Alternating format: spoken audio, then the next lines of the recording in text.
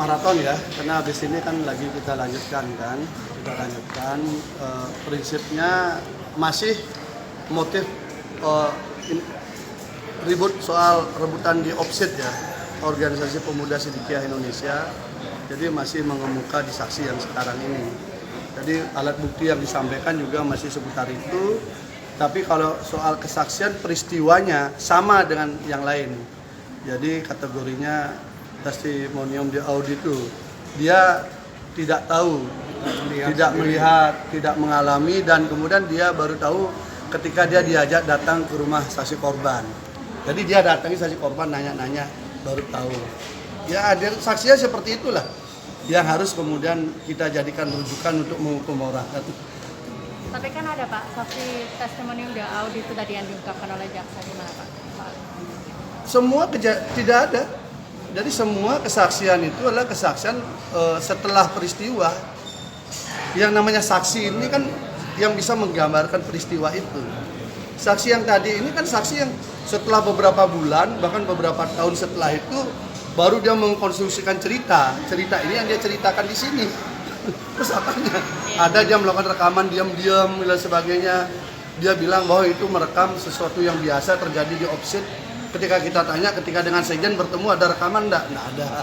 Jadi tidak konsisten juga. Kalau kemarin kan rekaman suara yang diputar, hari Ya ini sama, rekaman video apa Pak? Enggak, sama itu. Dan kemudian tadi kami yang mengeluarkan.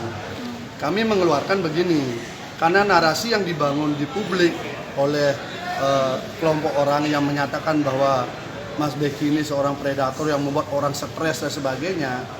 Kami tadi konfirmasi kepada saksi. Apakah benar saksi korban ini malah tampil live di FB gitu loh? Apa ada korban pemerkosaan malah dia memilih tampil di FB? Nah, dia mengakui bahwa dia melihat itu di FB. Tetapi saksi yang kemarin mengatakan bahwa saksi yang sekarang ini bersama-sama dengan dia ngerekam itu. Maksudnya tampil di FB itu apa?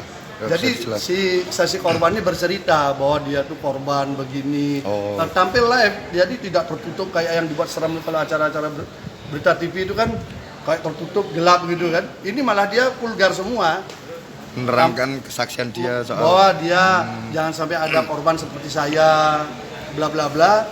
Tetapi ujung-ujungnya adalah minta Mas Beki mundur dari ketua umum offset. Kemudian dia juga minta biar Mas Beki tidak ngurus pondok pesantren. Jadi ujung-ujungnya motifnya ketemu lagi bahwa ada kekuatan lain yang men-setting untuk target itu. Itu diungkapkan oleh video tadi oleh korban. Iya, oleh korban. Makanya itu yang kita tanyakan kepada saksi, apakah itu memang konstruksi saksi? Oh, saksi mengelak bahwa enggak, saya nyataunya dari FB. Tapi saksi yang kemarin cerita bahwa dia ikut. Dia dengan dua saksi sebelumnya itu ikut, ada berempat ikut memvideo itu. Hanya kelihatan memang dari mimiknya itu kayak nunggu perintah gitu. Artinya kesaksian ini menguntungkan buat? Ya, sebenarnya semakin membongkar bahwa motifnya itu ada motif lain. Karena apa? Masa orang korban pemerkosaan pertama dia tampil live, tampil utuh gitu, kemudian itu di-share di FB oleh mereka, bukan oleh kami. Mereka yang nge-share dan itu diakui oleh saksi. Kemudian yang kedua, tuntutannya adalah untuk mundur dari Ketua Umum Organisasi Pemuda Sidikiyah, untuk mundur sebagai urusan pendidikan di pondok pesantren. Kok tuntutannya beda? Mestinya kan tuntutan terkait dengan pemerkosaan dong. Nah, inilah kita kejar tadi. Bang, untuk memperjelas saja, ya. Korban memberikan kesaksian dalam video itu keterangannya satu kesatuan dengan tuntutan itu atau itu sesuatu yang terpisah? Satu kesatuan.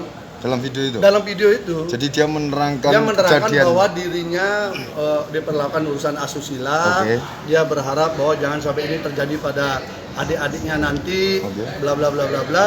Tetapi kemudian yang menjadi ujung dari cerita video itu, biar Mas Beki ini mundur sebagai Ketua Umum Organisasi Pemuda Sidikiyah. Kemudian dia tidak lagi mengurusi pondok pesantren. Jadi ujung-ujungnya ternyata itu satu video. Dalam satu video itu muncul, dan itu saya tanyakan kepada saksi mengatakan melihat itu di FB. Ini aja bedanya dengan saksi kemarin. Kalau saksi kemarin mengatakan saksi ini ikut bersama-sama ngerekam itu. Jadi saksi ini merekam ikut bersama-sama rombongan merekam merekam. FB itu Ah, yang ah. isinya seperti yang Bapak Ya, sampaikan tadi itu. tetapi saksi tadi mengelak bahwa dia hanya tahunya dari FB. Tapi saksi yang kemarin mengatakan dia ikut dalam rekaman itu gitu. Saksi kemarin ya, dia ngerekam bersama dia, tapi ini katanya enggak. Tapi dia mengakui bahwa dia sering bareng-bareng ke sana kemari. Oke, dalam konteks ini saksi ini berperan sebagai apa?